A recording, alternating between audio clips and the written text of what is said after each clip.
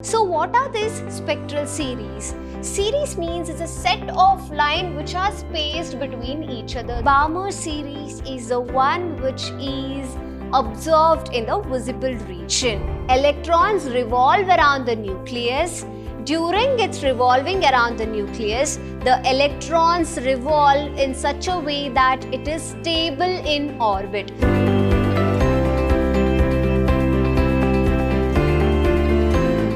Hello everyone, I'm Vrinda, Faculty of Physics from Vidhyaashram Pre-University College, Mysuru, welcoming you all to session 2 of chapter 12 and chapter name is Atoms. And in today's class, we are discussing something about the spectrum, spectral lines, how is it differentiated, where exactly the spectral lines are observed, as well as the radii of the orbits of the electrons, and Niels Bohr has given certain postulate and we'll study about those three postulates. So first of all, going on to the spectral series. So what are these spectral series? Series means it's a set of lines which are spaced between each other. There is a certain space between each other and which is very minute space which can be observed in the form of a telescope. So with the help of a telescope, the space between two sets of lines, that is two lines, will be observed. So we are studying about the spectral series, and in nature we can see the spectral series as given over here, that is a rainbow, as well as in laboratory condition we can observe the spectrum by using prism. When a white light is passed through a prism, we observe a series of spectrum over here. And now, what are the colors which are there in the spectrum and how is it differentiated? So spectral series are differentiated to Lyman-Balmer, Paschen, bracket, Fund series like this. There are too many other series through which the spectral lines are differentiated. So going on to the types of spectrum. How many types of spectrum are there? So it is Lyman series, Balmer series, Paschen series, bracket series and Fund series. So these spectral lines acts as a fingerprinting technique. Each and every individual are having different types of fingerprints. Correct? So, in the same manner, the spectral lines are also having different series, namely Lyman series, Balmer series, Paschen series, bracket series and Fund series. So now, if we just consider the hydrogen spectrum, the hydrogen spectrum is found in the Balmer series. So hydrogen spectrum shows this Balmer series, and Balmer series is the one which is observed in the visible region. Okay, so that is all about your types of spectrum. Going more to the type of spectrum, here we have got the energy level diagram. So these are the energy level which goes upwards. So we have orbit as n is equal to 1, 2, 3, 4, 5, 6 and keeps on going till the nth orbit. That is a higher level orbit. So what are these Lyman series? So they might ask this question for 1 mark. Either define Lyman series or what are these Lyman series, or where exactly this Lyman series is observed. These might be the possible questions from this chapter. So Lyman series which are given in this pink line. So what is meant by Lyman series? What is most common over here? Common is the arrow mark which is coming and meeting at n is equal to 1 from different orbits. That means Lyman series are the series where the transition of electrons takes place from the higher orbits, that is a higher orbital level, to the last one, that is n is equal to 1 orbit level, that is a first orbit. Higher orbit to the first orbit transition is said to be Lyman series. Okay, so the electron, when it makes a transition from higher orbits to a lower orbit, and lower orbit call it as a first orbit, then that set of series is said to be Lyman series. And going on to the next concept, it is Balmer series. So define Balmer series. Balmer series means the electron transition is taking place from higher orbital level to the second orbit. So n is equal to higher. NH means higher orbital level to the second orbit, where n is equal to 2. Similarly, going on with the third one, Paschen series. So Paschen series are observed in this purple line. So what exactly occurs? How is the transition occurring in Paschen series? That is, the electron from many higher orbital level makes a transition to the third orbit, okay, to the third orbit. Then you call this as Paschen series. Nextly, going on to the bracket series.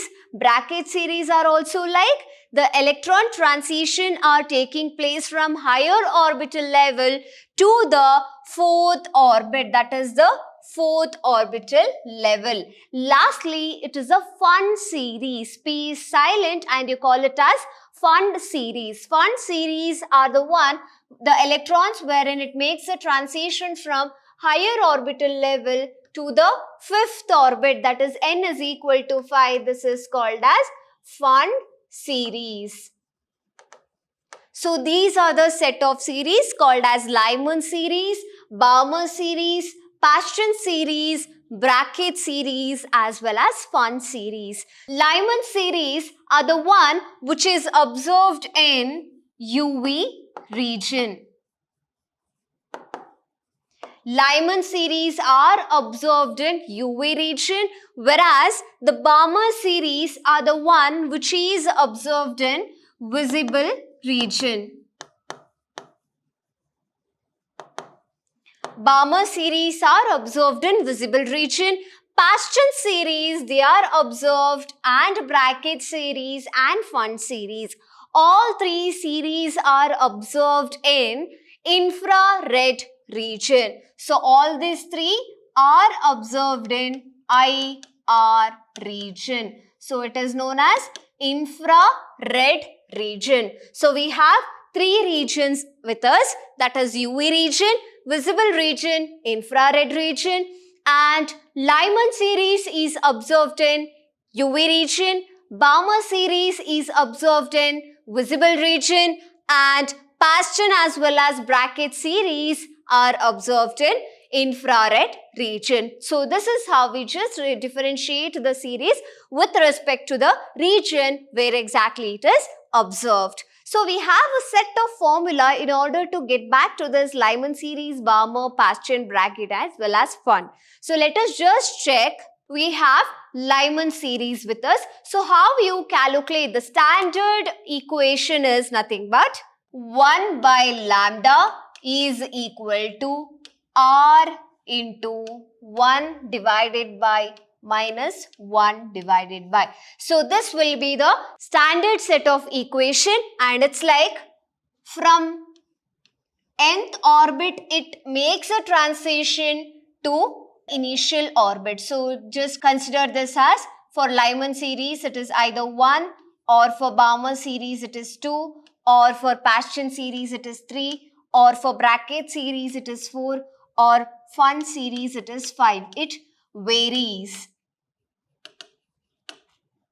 So how will you give the set of equation for each of the series? For Lyman series the equation becomes 1 by lambda is equal to R into 1 divided by Lyman series. It makes a transition from nth orbit, the square of the nth orbit, from nth orbit to the square of the first orbit. This is how it is. So here everything is to the power of 2 itself, that is the square. Next is Balmer series. How will you get the Balmer series equation? It is 1 divided by lambda is equal to R into 1 minus 1. Both also divides. So it's from nth orbit, square of the nth orbit to the square of the second orbit it falls. So the third one, that is Paschen series, 1 divided by lambda is equal to R into 1 by minus 1 by from nth orbit to the square of the third orbit, and bracket series 1 by lambda is equal to R into 1 minus 1 from the square of nth orbit to the square of the fourth orbit. And you have lastly Fund series 1 by lambda is equal to R into 1 by minus 1 by square of nth orbit to square of the fifth orbit. This is how you calculate by using each of the formulas of each of the series. So I hope you're clear with the spectral series. What sort of a series does hydrogen spectrum gives and where exactly the each of the spectral series are observed and its formulas to be calculated. So these are the set of types of spectrum and how it is given in the energy level diagram. So next we have Bohr's model of hydrogen atom. So what did this Rutherford do? Rutherford conducted an experiment called as alpha ray scattering experiment, where exactly the alpha ray were allowed to bombard with a thin gold foil, after which it just passes through the gold foil so that it follows a straight path. Few of them get deflected, few of them get rebounded backwards. Because of this, he gave a conclusion that J.J. Thomson's model of plum pudding model was not the right one, because the electrons are not embedded within the nucleus, which consists of positive charges. It was said that the nucleus were a smallest particle which is situated at the center, which has got a positive charge, whereas the negative charges, that is the electrons, are the one which revolves around the nucleus. Wherein he concluded that the electron which revolves around the nucleus keeps on revolving. In order to revolve, what happens? The energy is wasted. So while revolving around the nucleus, at the end of its orbit, it gets back to, that is, it falls back to the nucleus. That was the conclusion which was given by Rutherford and which was proved wrong by Niels Bohr. What did Niels Bohr do? He just postulated, that is 3 postulates he gave regarding the atoms, that is a structure of atoms. So let us go into that. Rutherford said that electron revolve around the nucleus in a certain orbits, but electron emits radiation. So when it emits radiation, what happens? The energy of the electron starts decreasing and finally the decrease in spiral orbit is seen and later it falls back to the nucleus. This model failed to account the stability of an atom. So these two students, these two are the drawbacks of Rutherford atomic model. Of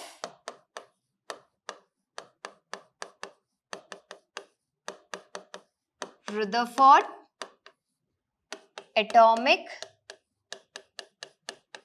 model. Okay, so which is one of the most important points, that is, it failed to account for the stability of atom.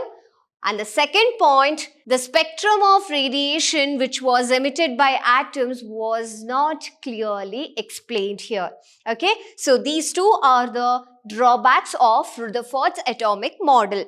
Later, by just modifying the Rutherford's atomic model, Bohr gave certain postulate, and those are known as 3 set of postulate, which is very important and very easy. So what did Niels Bohr do? He made modifications in atom model by developing quantum hypothesis, and new model was given in the form of 3 postulate. So let us see what are those 3 postulates. So I hope there is first postulate, second postulate, third postulate, where exactly you can see the diagram.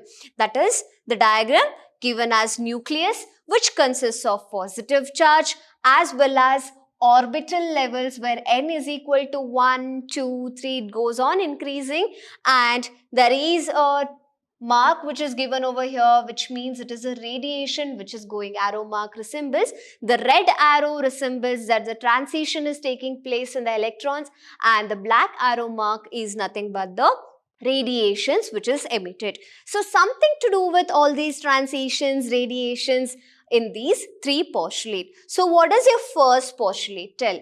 First postulate tell that there is a stability of electron. Electrons revolve around the nucleus. During its revolving around the nucleus, the electrons revolve in such a way that it is stable in orbit. The orbit through which the electron revolves is said to be stable, and there is no emission of any sort of radiation. So when there is no emission of radiation, naturally the electrons are said to be stable. In fact, the atom is said to be stable. So the first postulate is like the atoms exist in a stable state. The atoms exist in a stable state known as stationary state. Okay, and the electrons which revolve around this nucleus, and the electrons revolves around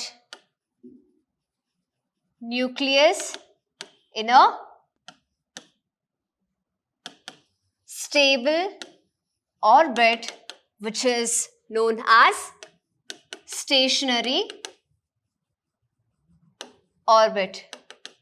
So there is no decrease in the spiral orbit and falling into the nucleus. Why? Because there is no emission of any sort of radiation. That is why you can say that the electron has got a stable, that is a stationary orbit. Electron revolve around the nucleus in a stationary orbit was the first postulate which was given by Niels Bohr. So what is the second postulate now? What happened to the second postulate in the sense the electron which was present, it was considered as which is equal to integral multiples. So the angular momentum which was taken by the was equal to integral multiples of h by 2 pi, where h is said to be the Planck's constant.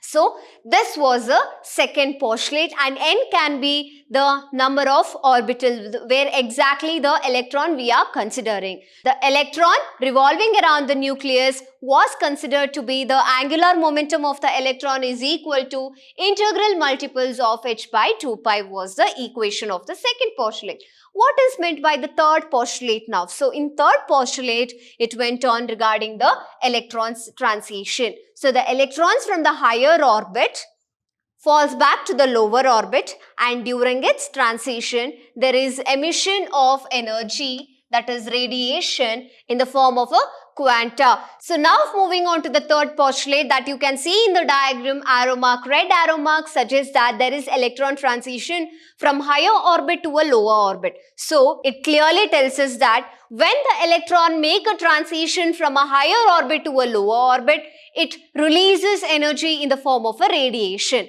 So here there is a liberation of a photon, and that photon can be given as h nu, which is equal to the difference in final energy state as well as initial energy state. This was given by the third postulate. So these were the set of three postulates given by Niels Bohr by modifying the Rutherford's atomic model, wherein in our hands now we have got only the nucleus consists of a positive charge, as well as the electrons revolve around the nucleus, and electron revolve around the nucleus in such a way that it follows the stationary orbit. And finally, we are left with one of the component, and that is nothing but the neutrons. So this neutron was introduced by James Chadwick, and he told that neutron is the one which has mass, but there is no charge. That means it is said to be neutral.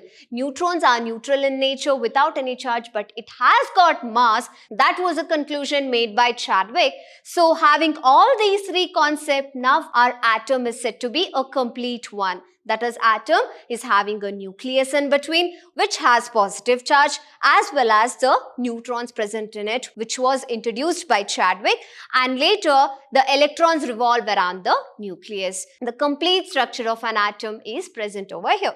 So these were the set of concepts which was given by scientists, that is a physicist, regarding the atomic model due to various kind of experiment performed. And finally, we are going to the radii. We'll have to calculate the radii of the stationary orbit. So in order to calculate the radii of the stationary orbit, we have to deal with few of the concepts, okay? So that can be like centripetal force and electrostatic force of attraction between two of the components. So these are the things which we have to deal with, and this is one of the most important derivation, and it's asked for 5 marks. So how is it undertaken? It is like, just read the introductory part. Consider a electron of mass m, let the mass be m, and charge on the nucleus is said to be Ze. Okay, so what was our concept? The nucleus with the charge Ze was present, and what happens to the electron? When it is in the atom, electron revolves around the nucleus, correct? So revolving around the nucleus can be shown in the form of a circle. So let me write it as E, and it has a negative symbol. Okay, electron is the one which is having a negative charge. Now, mass of the electron is said to be m. It is moving in a circular orbit of radius r with an orbital velocity v. So it is moving with the orbital velocity called as v, and it has got the radius r from this nucleus set as r over here. So this is the initial condition. Either by looking at the diagram, you will have to give the introductory part. Consider an electron which is revolving around the nucleus, which is having a charge Ze, and electron charge is minus e, which is having a mass m and which is moving with certain velocity, that is the orbital velocity, which is known as v. The electrostatic force of attraction which is experienced by the electron because of the nucleus. Due to this electrostatic force of attraction, the nucleus is having certain orbital level which is not very near, not too far. That is the first, or suppose if you are considering a first orbit where it is exactly revolving, its stationary condition is just because electrostatic attractive force. Okay, so now having that condition, we have electrostatic force of attraction can be given by 1 by 4 pi epsilon naught mod of charge of the nucleus and charge of the electron, which is minus. When the mod condition comes, the minus cancels out, and square of the distance between them. This is the electrostatic force condition which we have studied. So having this concept, we will have to introduce Fe is equal to 1 by 4 pi epsilon naught Ze into E becomes Ze square divided by R square. So after this, we have got centripetal force. So centripetal force can be given as centripetal force can be given as Fc. That is, centripetal force Fc can be given as mv square divided by r. So we have centripetal force as well as electrostatic force. Centripetal force and electrostatic force, we will have to equate the both now. So suppose if you consider this as equation 1 and centripetal force as equation 2, on equating 1 and 2, so mv square by r, and this equation we have mv square by r, which is equal to 1 by 4 pi epsilon naught Ze square divided by r. This is by equating centripetal force, which is equal to electrostatic force. So now this is said to be r square. So your r cancels with one of the r over here. So it becomes mv square. Take your r to the other side. R is equal to Ze square divided by 4 pi epsilon naught. So this is the equation. Call it as equation 3 because 1 and 2 is already over. And now we have According to Bohr's second postulate, we know that angular momentum of the electron is integral multiples of h divided by 2 pi. And we know that angular momentum L is also equal to mvr. So, now angular momentum, substitute for L, mvr is equal to n into h divided by 2 pi, where n is equal to 1, 2, it goes on. Okay. So, now take only v term, which is equal to, get your m as well as r towards your right hand side. You have n into h divided by 2 pi m into r. So this equation, call it as equation 4. So equate 3 and 4, that is substitute for v in equation 3. So we have m into n into h divided by 2 pi m into r the whole square, and we have r which is equal to z e square divided by 4 pi epsilon naught. So this was the equation. M into n square h square divided by 4 pi square m square r square into r, which is equal to z e square divided by 4 pi epsilon naught.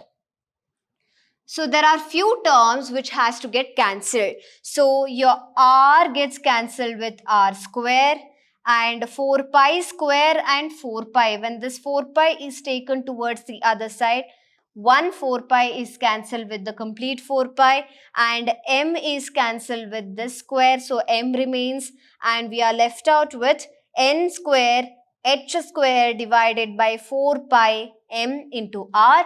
So finally we are cancelling this 4 with this 4. So remaining is these many equations. So rewriting that equation, we have n square h square divided by, we have pi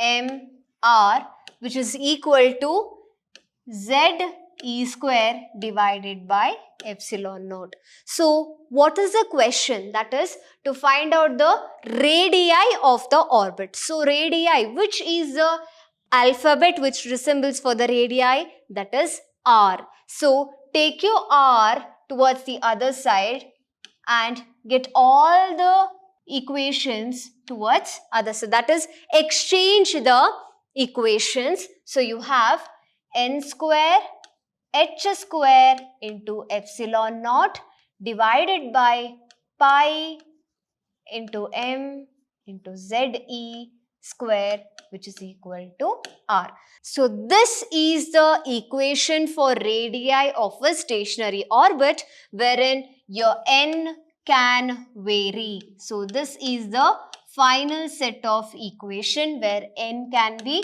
1, 2, it can go up till n. Okay. So now if suppose you're considering a hydrogen atom, then these are the cases.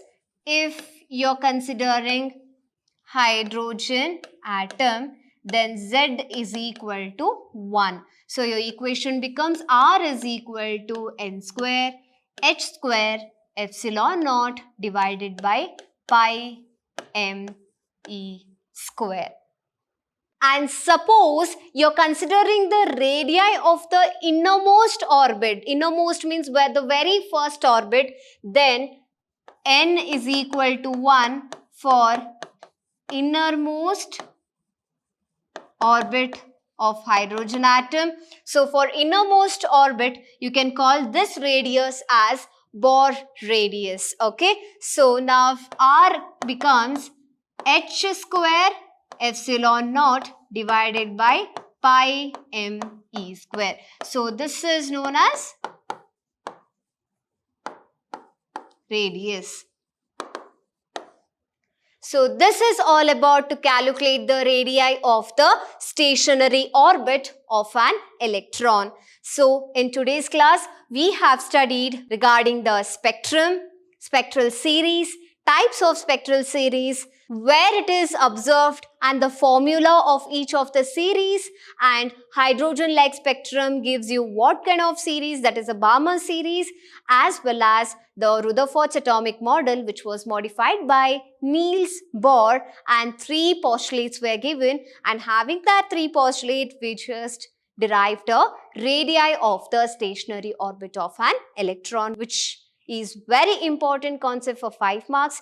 So let us all meet in our next class with the same chapters, upcoming topics. Until then, have a good day. Thank you.